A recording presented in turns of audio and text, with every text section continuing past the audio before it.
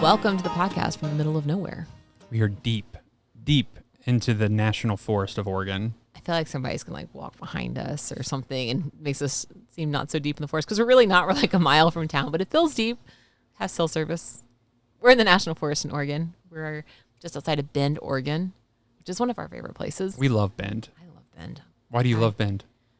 I don't want to say because I don't want people to move here because I want to move here one day. And right now, I still can't afford to buy a house here, but it's beautiful. Bend is beautiful, and it's such a fun small town. But it's a small town that everybody knows. I feel like. Wow, there's so many people who've moved here, and it's changed even since we first started coming here. Mm-hmm. But it's in the high desert of Oregon. So let's set the scene of where we're at and why we look the way we look. We are in the high desert of Oregon. If you don't know what that means, if you didn't realize Oregon, beautiful green Pacific Northwest Oregon had a desert. It does. It's very, very dry. Very dusty. So does Washington. I mean, the second you get across the Cascade Mountains, it changes climate so quickly. You have evergreen trees, and then you get across the eastern slope of the mountains, and it just dries out. But it's sunny.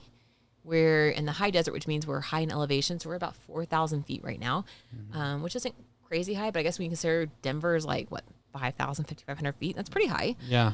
You feel it when you run for the first time when you get here, but it's hot and dry. The humidity is 10 or 15%. There goes a cyclist. Cyclist with this little brown lab. I love it. And another. Obviously, we're very deep in the woods right now. We're very deep into the woods.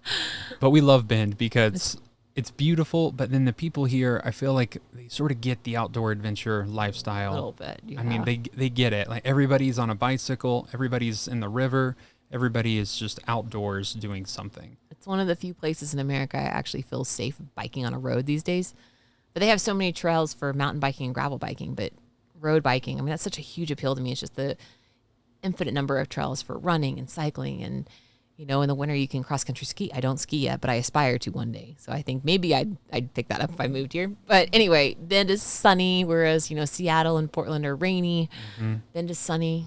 It gets cold. But, I mean, we should jump back really quick because... we're getting hung up on Bend. Yeah, sorry. Let's explain this. We are in Bend because we are in our new camper rig. Yeah. Okay. Maybe you don't follow us on YouTube, which I don't think there's that many people who listen to our podcast who don't follow us on some other form of social media, which we've shown pretty extensively, our new camper.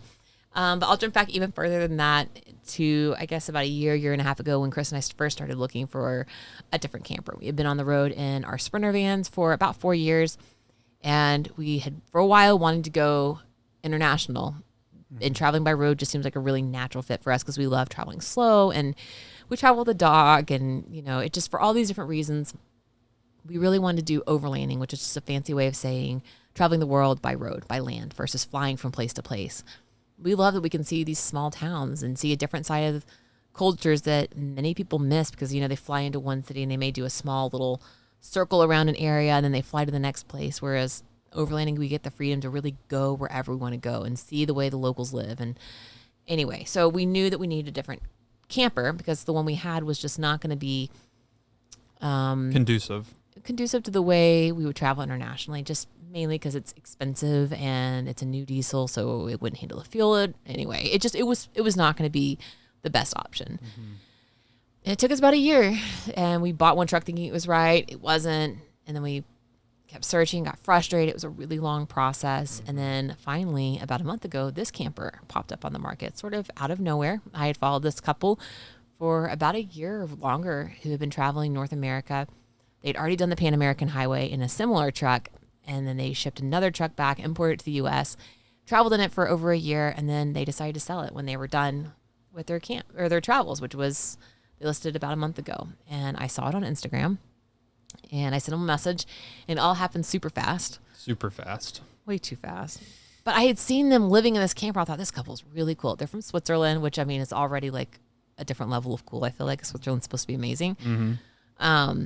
Anyway, and they've traveled everywhere. They've traveled a lot of places. They're really cool. But they've got a lot of overlanding experience, and it just seemed like the perfect trek for us. It was exactly what we've been looking for. It was not the top of our budget, which I think was a huge relief that we didn't have to go to our very maximum, because nobody wants to hit the maximum of their budget and then be stressed on whatever adventure they're endeavoring on. Yeah. And then, like you said, it happened all so fast. And here we are in Oregon sitting in this new rig. And I love how I just like blah, blah, blah. And Chris is, and so we're in Oregon now.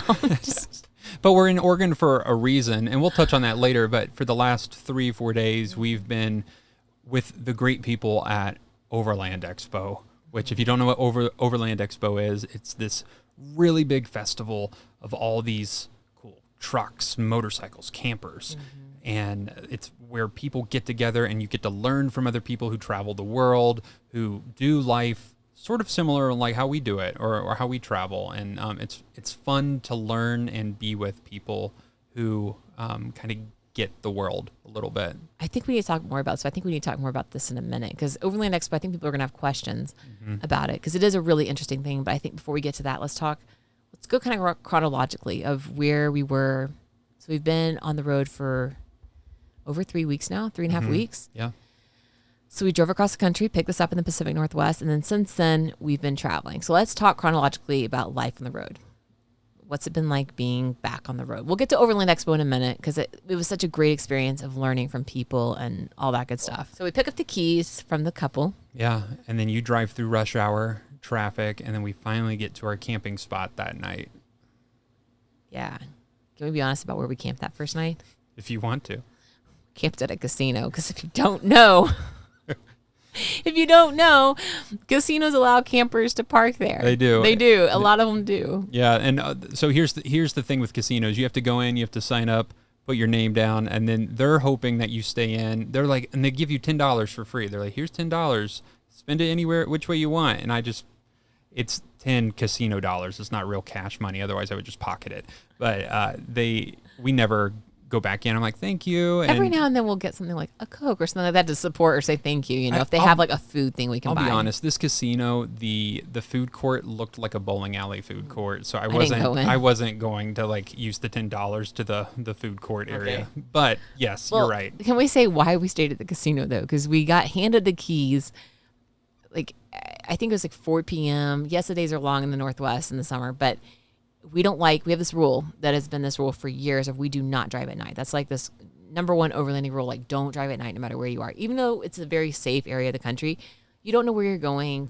You're going to go out in the national forest. Who knows what's around you? Like, we've never had a bad experience in the national forest. Animals too. Animals, which I'm not really that concerned, but you never know what's going to be parked around you. And even if like, it's sort of an eerie feeling anyway. But so we played it safe. It was getting dark when we got to town and we said, okay, there's a casino. Let's just go stay at the casino. It wasn't the most glamorous first night, but we did it. And I think that was the first, like... Kind of felt like we were back at home a little bit. Not really. We didn't live at casinos, but every now and then you do have to stay at them. I think we probably have, 5 times since we've lived on the road in 4 years, 6 times, 6 different places. But yeah, it was a quiet, safe place to park for the night. It gave us a chance to go to Trader Joe's and get groceries. And then we finally hit the forest. And we finally got to go to the forest, which is what we've been wanting for months and months and months. And I'm just so thankful that it timed out that we got this camper in the summer in the Northwest. I think I would have been a little less excited if it was somewhere like, January in Iowa or something. We got to pick it up because who wants to go to Minneapolis or Iowa in January? But it was beautiful summer in the Northwest. And so that was really exciting. All of our change happens in June. So what's in your opinion, what has been the hardest thing about being in this camper now? Like getting your like you haven't been doing van life for the past year, traveling that way. So what's been so difficult about it now? I miss my showers. I knew that was going to be the thing. Even in the first vans and stuff, showers are like, I love my showers. We do shower about every day, but we don't always have enough water to like wash our hair every day. And so I miss that. I also miss having our own laundry machine. So those are the 2 things that I miss the most when we're on the road. But I would give it up any day. I would give up my house tomorrow. If I had to choose between living on the road and a house, hands down, I'd give up the house. For the past 3 weeks, we have been trying to get our van life or travel. It's not a van. It's we truck keep saying life. Van. Yeah, we've been trying to get that same routine or like the skills that we acquired while doing van life. We've been trying to get those back under our feet and get the hang of things, like where to go fill up water, where to find a good campsite, where to do dump stations, blah blah blah, all that. I feel like it's come back pretty quickly though. I don't feel like we really had a huge growing. I think the biggest growing pain is just figuring out the new camper, which hasn't been that hard besides driving stick shift. Yeah. But other than that, I feel like it's come back pretty quickly. Yeah. I mean, we just kind of slipped right back into it. And it helps that we're somewhere familiar too. Yeah. We got to slip into it somewhere that we know and love. Yeah. And we don't have to think about it as much. You know, we love this area, and so we know where to go. Yeah. It's really nice. So with this, what are your hopes? Like, what are your aspirations with this new truck? Good question. I would love to take this truck to as many countries as we possibly can. We're trying to decide where that's going to be first. And I don't know if we should even say which ones we're like strongly considering, because I don't know if those are going to happen. Mm-hmm. But hopefully we'll know soonish. I don't know. I mean, this whole process of figuring out shipping providers or whatever you want to call it, agents or whatever. It's a job in and of itself. It's a lot of work. And then you get all these people's mixed reviews of, I had a horrible experience shipping into Buenos Aires, and I had a wonderful time shipping into Malaysia or Kuala Lumpur. But I mean, everybody has these good or bad experiences of each place. And so you're like listening to this and you're hearing these horror stories or these wonderful stories. And that's a little stressful. But at the end of the day, it's just a truck. We'll do the best we can, be the smartest we can be, and we'll figure it out. But my goal is I would love to see us go to so many places and travel as fast or as slow as we feel like we want to go, and just take our time. And I want to take the back roads. I don't want to see just the places that are within an hour of an airport. I want to see the places that I've never heard of on Pinterest or on YouTube that many people haven't gone to. I want to go and be surprised by something, because I feel like there's so much social media that just about each place, and you go there and maybe it lives up to the expectations, but so often it doesn't, of what the picture's been edited to look like. I want to go somewhere where I haven't been inundated with, like, is that the right word, inundated? Yeah, inundated. With like tons of images of a place where I want to go somewhere where I don't know what's coming around the corner. That's what I want. And you think this truck will give that to you? I mean, I think any you can get that any way you want, but I think for us, a truck is going to be the easiest way to get that. Mm-hmm. I think it'll be a cool opportunity. I think it can get us to a lot of places around the world. What do I want? Yeah. What's your goal with this? My goal with this truck is very similar to Sarah. I think being able to travel slow and not have an end date at a location. I know there are times where we travel where we need to be somewhere at a certain time, but it just sounds amazing to me to be able to drive this somewhere, maybe on a beach in Costa Rica or Baja, wherever, and you could stay there for 3 weeks, and you're not, racking up all these hotel room bills, already. I mean, the amount of money that we spent driving across the country before we got the rig makes me sick. We paid almost, was it $250, $300 for one night. No, we paid over $300 a night for a Hyatt place in South Dakota. And that, it was like $350. It was the only hotel available, and it was downpouring. Yeah, and already this rig is paying for itself because we're not having to stay in hotel rooms. I was like, I can't do it. We're just going to sleep in the car.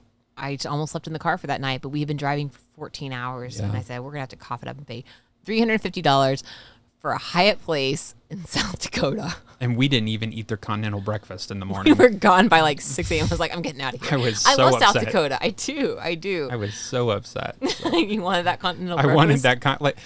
Anytime somebody has free breakfast, I will eat it. Like, it doesn't matter how disgusting it is, it's free. I'm like, let's do this. And I'm not the only person out there like that. If it says I know free, you aren't. If it says free, I'm going to partake. I always send him down. He goes down, eats on his own, eats breakfast, and he'll bring me up a coffee. And I say, if nothing else, just get me a banana. Usually the bananas are like reliable.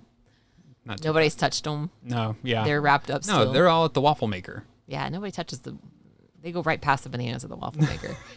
Anyway, so yeah, this thing is already paying for itself. I personally, this is just my hot take, but I think the whole flying all over the world and staying in hotels and Airbnbs is a little bit of a overglorified thing. Mm-hmm. I don't think everybody has to have a truck, because I don't think a truck, camper, or an RV makes sense for people who only travel 2 weeks a year. But personally, I think if you want to do extensive travel, I don't think that's the most socially responsible way. I think you kind of come in, exploit a place, and leave. But also, it's expensive, and I don't really think that the culture, like everybody talks about, like, oh, the culture of hustle is so toxic, and then I see people flying from country to country to country, and that's just like further amplifying that to me. It's Yeah. just the hustle. And I don't want to like knock people if they love that, because I just don't love it. I guess it sounds like I am knocking, but I'm really not knocking you. Like if that's something you love, if you genuinely love the art of travel, that's great. But I think like the whole culture of lounges and credit card points and all that kind of thing, it's great. I mean, don't get me wrong. We have learned a lot about credit card points, and they've gotten us from place to place, and they will continue to get us from place to place. But I personally love the slower pace, because I think it allows you to invest in the culture that you're visiting better. You get to experience it, you know, because like when you fly, like you said, like you fly into a place, it's just like you see a billboard. You see the 5 hot spots on TripAdvisor, and you don't really know that place. You've been to that place, but you don't know it. And I don't know if we're ever going to get to know a place fully. Like I never want to be like, we figured it out, because we don't know everything. But I think such a trend right now on social media especially is fly to a place, you do that one epic thing, you go to the top 5 restaurants or coffee shops or anything, and then you peace out. And we're guilty of that too. We've done that in places. Mm-hmm. And I always leave feeling like, I don't feel like I really know that place. It's the places that we've had a little bit of a struggle or have gotten lost or have had to work outside of our comfort zone a little bit that have made us remember that place. Mm-hmm. I don't think it's the places that, it's not the places that we're doing. The places that we go and we're going with the intent of like, oh, this will be good YouTube content. Those are the places typically that I don't remember as well, because I'm so focused on trying to make it clicky versus actually experiencing it. And I don't know if there's anybody in the world who could deny that too. Mm-hmm. And I think since we're going to be traveling slower, we can go through these places and put down the camera for a little bit. We can be in the same place, get the content if we want to get it there, but also have some time alone, or maybe alone before we film it, so we can kind of really get a full understanding of it. Mm-hmm. Maybe we don't film it at all. Maybe we don't film it at all. That would be the dream, huh? I don't know if we even put this in there, because it sounds like I'm attacking, and I'm not, because I totally understand the beauty. Like people love flying and hotels, and I would love to stay in some 5-star hotels. Yeah. Like that is my goal. There's a balance to it. There is. There's a balance. There's a balance with everything. But I think the reason why we got this truck is that we personally like to travel slower, and we personally don't feel like we can enjoy a place or feel like we get to know a place if we're rushing in and rushing out due to those deadlines. Yeah, that's one thing I heard today from a lot of those panels of the Overlanders. And granted, this was a vacuum chamber of everybody was kind of the same mindset, but we sat in on a couple different panels, like roundtable discussions, and people would ask questions about, seasons of travel and time and when should we go and this kind of thing. And I heard multiple people say, do you have a time you have to be back? And people would say, well, no, I don't. Or yes, I do. And the resounding answer is always, well, you don't want to have a time you have to be back, because that'll allow you to really travel the way you want. Mm-hmm. And you can see so much more. But if you have a deadline or a time you have to be back, you're going to be constricted. Yeah. And some of these people, their deadlines where they have a month off for their job or, whatever. And so they can't get out of that. But some people are kind of like us, where our work allows us to work from anywhere, and we don't really have to be at a physical location too many times, and which is nice. And so there were some people that were like us who were like, yeah, you don't like, we're just going.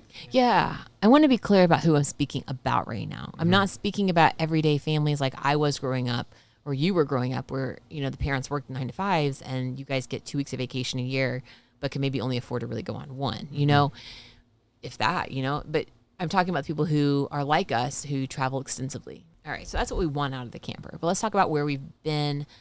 Let's talk about where we've been the last 2 weeks since we've had the camper. Mm-hmm. We got it, and we spent the first almost week in Washington, which was amazing. We could spend forever in Washington, but we did have to get to Oregon for a meeting, and then for Overland Expo, which we already kind of touched on a little bit. But Washington was incredible. We stayed at the casino the first night, and then we met up with friends, which was really fun. New friends, but friends we talked to online for a long time. Yeah. Hung out with them. Got all of our groceries, did a little bit of laundry, did all the chore kind of things from the new camper. We got a couple things that we didn't have, like a mattress and sheets and that kind of stuff. And then we booked it to the woods, which sounds kind of weird, but I mean, national forests in Washington are just the absolute best. And that's something that you've been wanting for a long time. You've missed it. I have missed it. I missed being out there and just seeing the views. There's a picture of me and Kramer. I think it's the second day we were in the woods, or the first day. And we fell asleep. It was like 65 degrees outside. It was sunny. We were sitting in a lounge chair with this amazing view. And I fell asleep in the lounge chair with Kramer on my lap, and then he fell asleep too. And then Chris got a picture of us. It's so funny. It's just the summation of what we've needed for months and what we finally got the last couple weeks. So we spent a lot of time in the woods, which camping in the national forest is so nice. Some are nicer than others, but Washington's are beautiful. Yeah, and Oregon's are beautiful too. Oregon's are beautiful. Yeah, and there's a lot of places that we haven't been to, but there are a lot of places that we like revisiting because it's nice. I know some people don't like to revisit places. I am not opposed to revisiting places. I'm not. I would love to visit new places, but revisiting places because I love them, there is nothing wrong with that. I don't think. That's us. I mean, we keep coming back to Bend because we genuinely love it, and Washington. Yeah, it holds a special place in our heart. You can go and you can relax and just really enjoy it. You don't feel like you have to see everything because you just are there to enjoy what makes it special. So we've been on the road for 2 weeks. There's been some learning curves again. Actually, I feel like we kind of slipped into the routine of life on the road pretty simply, pretty easily. We got back to doing our laundry. Laundry, doing the dump station, filling up water. I mean, cooking in a one pot. That's it. Cooking in all one pot meals. All the Trader Joe's stops. So many Trader Joe's. I don't pass up a Trader Joe's without going in. We would be starving right now if it hadn't been for Trader Joe's because those Trader Joe's like easy meal kind of things are the best. Just get a few things and toss it in a pot. So we've been trying to like get a feel. We've been trying to get our legs back, of traveling this way. And you're right. It hasn't taken too long.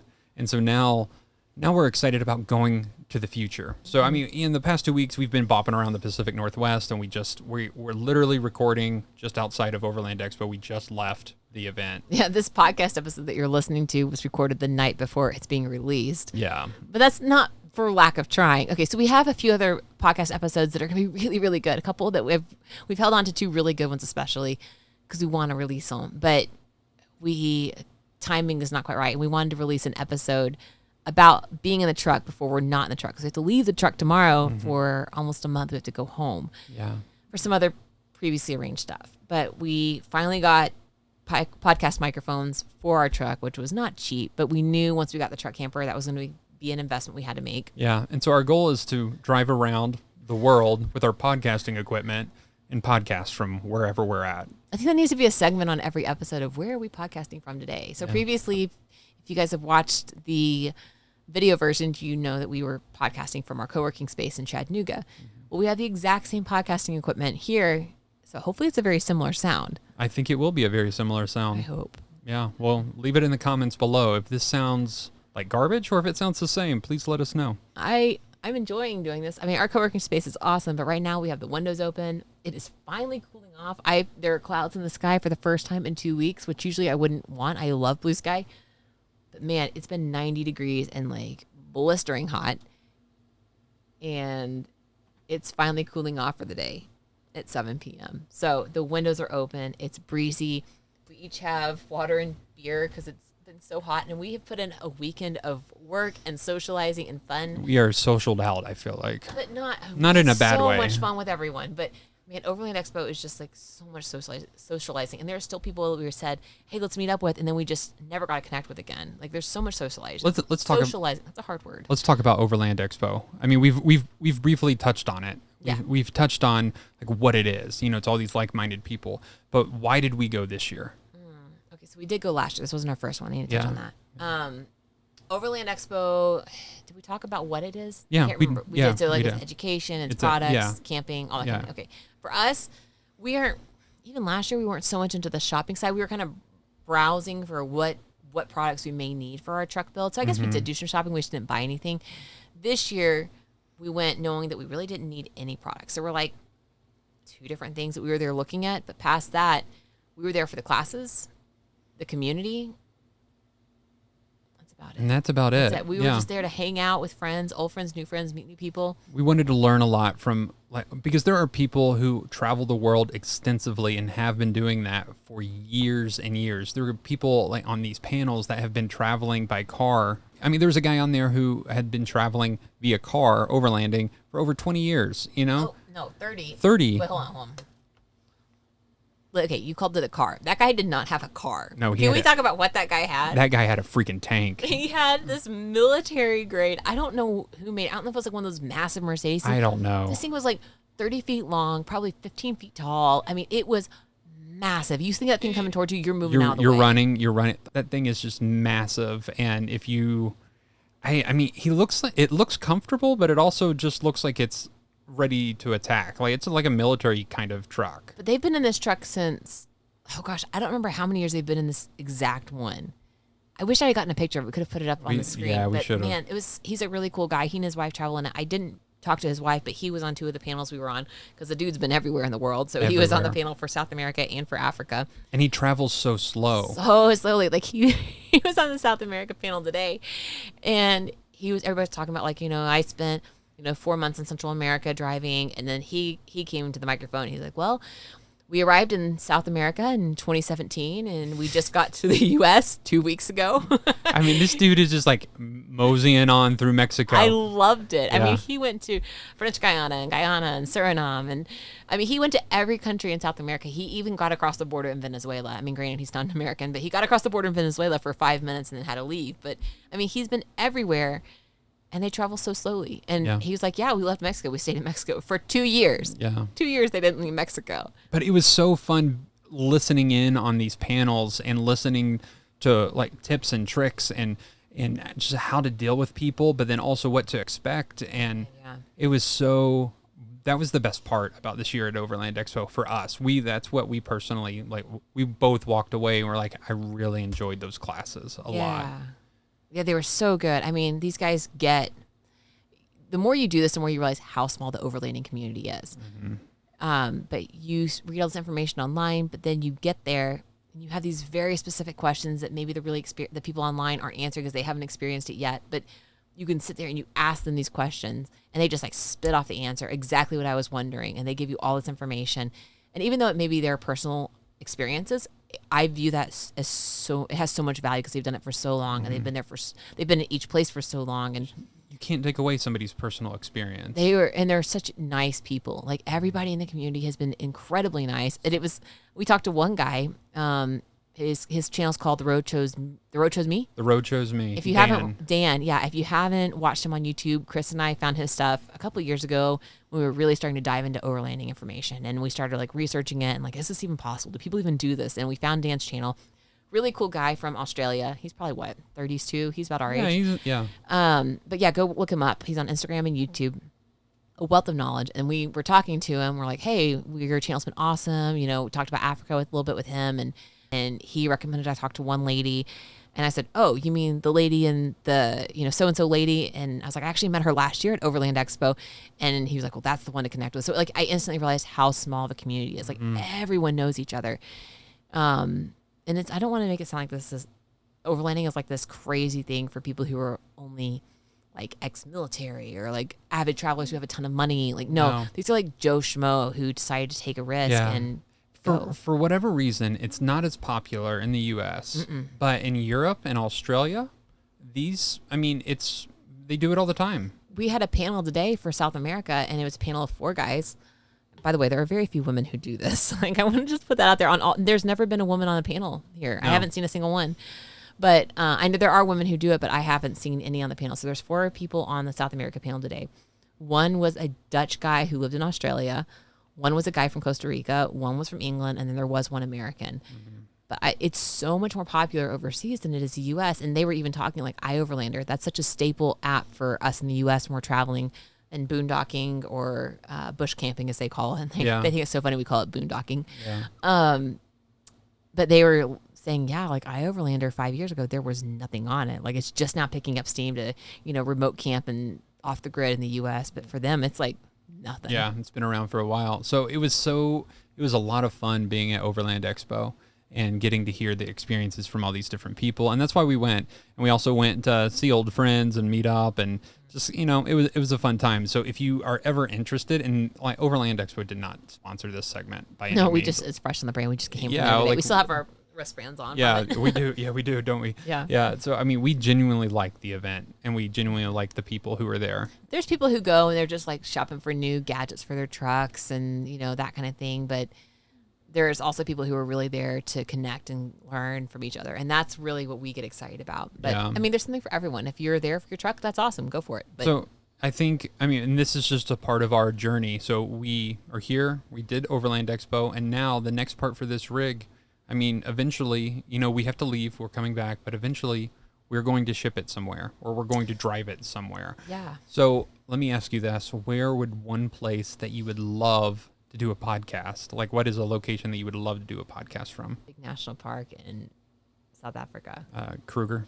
Yeah, like I think it'd be so fun. I could completely blank. I could see the name, but I couldn't think of it. I always think of Seinfeld, the boss Kruger. Oh, Kruger.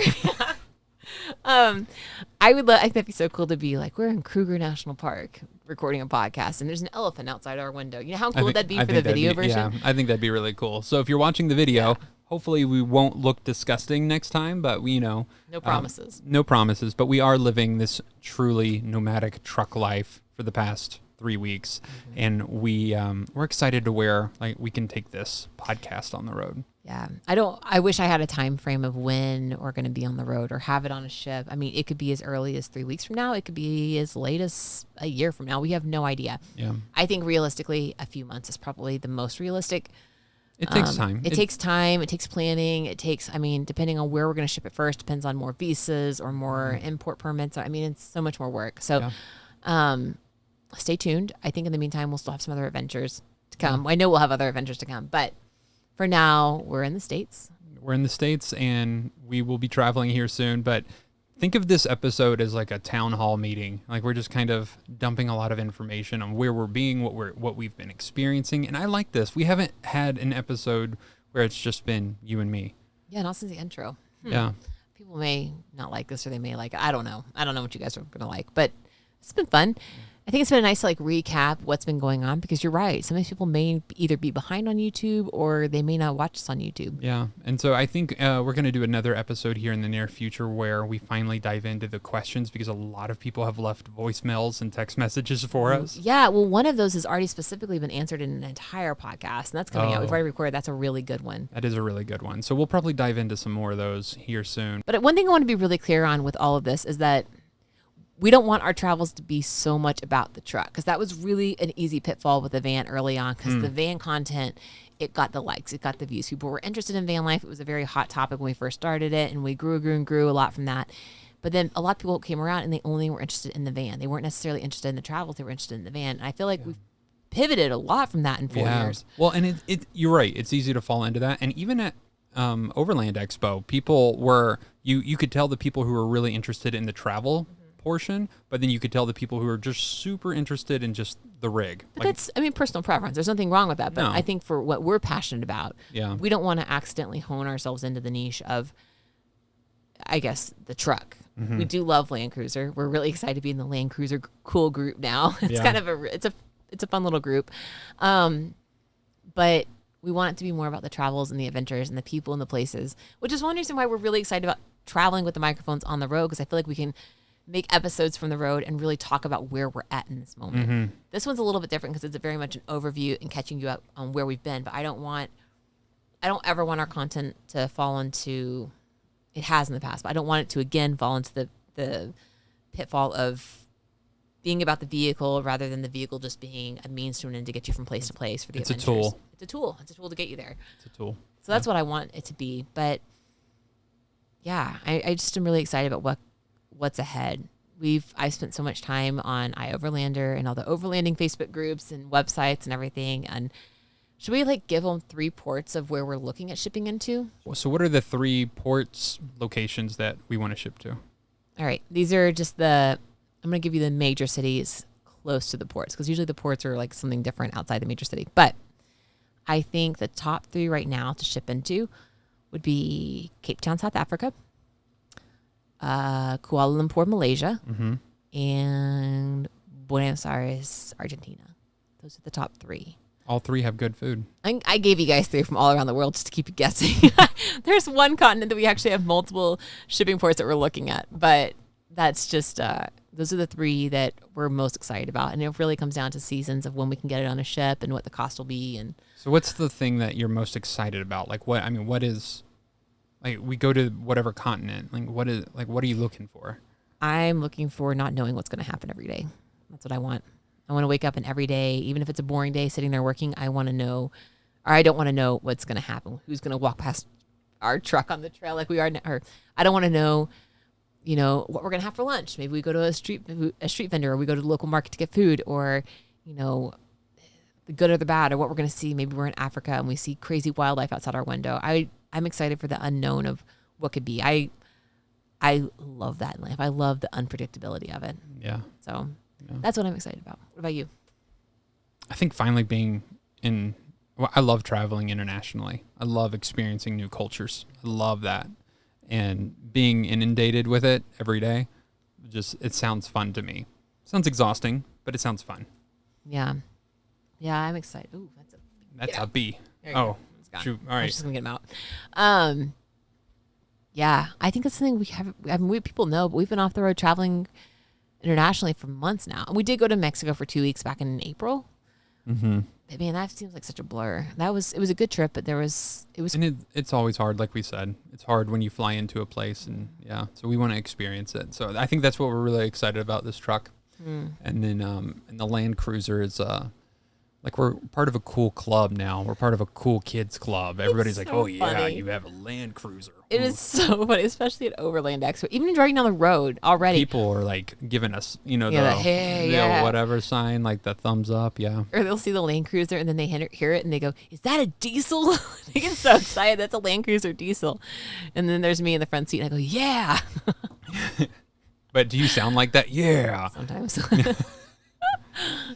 So how do you think Kramer's liking being back on the road? I think he doesn't know what to do with this truck just yet. He doesn't understand the truck. Let me get this straight. He loves traveling. He loves it. Today he was able to hop into a river. Today, he gets to go to all these cool different dog parks and different places. He loves it. But the truck itself, it's like a van, but it's not a van. And so it's a little bit louder, and that's already kind of off-putting to his ears a little bit. But then we haven't found a great place for him yet to where he can ride safely, securely, and comfortably down the road. And the only place that he has found sanctuary is my lap. And so he's been riding shotgun with me the entire time. And which is fun when it's 90 degrees and we have no AC. We have no AC in this Land Cruiser. We have no AC. It is just... I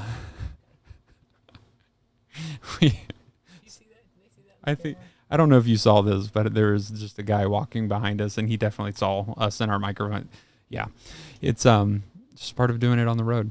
But anyway, so Kramer, he feels like a wool blanket going down the highway at 55 miles an hour. It's not what you really want in 90 degrees, but you'll accept it and take care of it. You'd have an option if you learned how to drive stick. That is true. So Chris hasn't wanted to finish learning. I don't know. We haven't had time. We haven't had time. So, but Kramer, I think he likes it. I think he likes the truck. He does. Yeah, he likes the bed. He likes the truck when it's stationary, but when it's driving, he's still trying to figure it out. He needs to find a safe place because in the van, we had a little bed for him right between the driver and the passenger seat that was on the floor, and he sat there most of the time.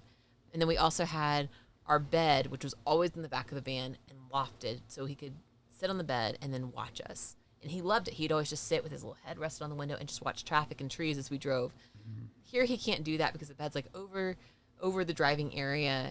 We've got to figure out a good little place for him. Yeah. Because he likes everything else except for that. But I think he's happy to be back on the road with all the smells. I think he is too. And one of the big renovations that we're doing to this truck. We're not doing much. We should mention that. Yeah, we're not doing much because we love how this truck is laid out. But one of the big ones is we are adding AC, primarily for Kramer. And it's for us too. For us too. Yeah. This week alone, my goodness, it has just been nonstop, just sweat and nastiness. Part of that is because at Overland Expo, there's no shade.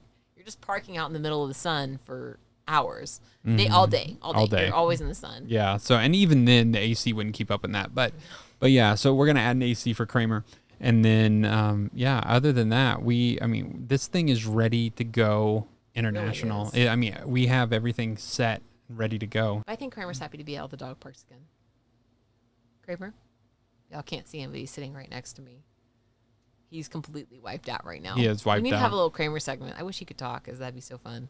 The internet couldn't handle what he has to say. Kramer? He won't even get up. He's so tired. He's so tired right now. We're all really tired, but I mean, I know. I feel like our eyes and everything, we're just kind of like, oh, it's been such a good week, but man, it's catching up with us. Yeah, it has. So, I mean, this is a fun, tired Chris and Sara because, I mean, we've just had a lot of fun in the sun, and we get to experience this new truck. But for now, this is our first episode from the truck. Yeah, we're from the truck. So our temporary license plate is still on the window. So if you don't mind, do us a favor, go to iTunes, leave us a review, send us an email, hello@chrisandsara.com, or you can go leave a voicemail. I don't have the phone number in front of me, so I don't know why I said that. We always put it at the end of the show. Yeah, we put it at the end of the show. So people don't understand how much a little quick rating on Spotify and iTunes and even a one-sentence review can do so much for creators. So if you haven't already, do that. But yeah, so if you don't mind doing that, please do that. It means a lot. We don't ask that you pay us for anything, that kind of stuff. But yeah, if you just don't mind doing that, it'd be great. Do all of that. Tell us what kind of topics you want us to talk about on the truck, you know, where we're going, and then hopefully we'll have some guests inside the truck as well. All right. Well, I guess we'll see y'all next time. See ya. Thanks for listening to What No One Tells You with Chris and Sara. If you have a comment or question that you want answered on the air, be sure to send us a message to hello@chrisandsara.com, or you can call or text our phone number at 423-825-9572. Thanks for listening.